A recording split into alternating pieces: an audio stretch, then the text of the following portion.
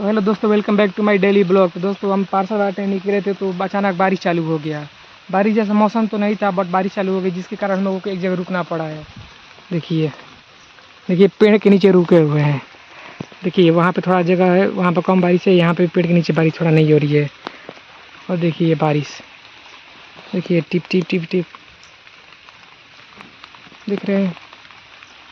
अब इसी बारिश पटाएगी तो हम लोग पार्सल बांटेंगे और यहाँ से निकलेंगे। एक तो बोरे में पंखा ले लिए, देख लीजिए बोरे में पंखा है। चलिए चलते हैं, देखते हैं क्या होता है। बारिश पटाती है उसके बाद आगे का सीन आपको दिखाएंगे।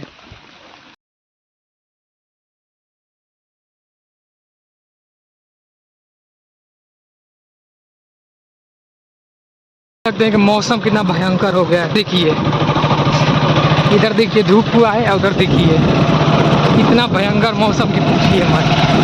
बारिश आएगा तो बहुत ही ज़बरदस्त आएगा, एकदम दबा के। हमारा क्या है, हमको तो इसी में बांटना है। चलिए बांटते हैं।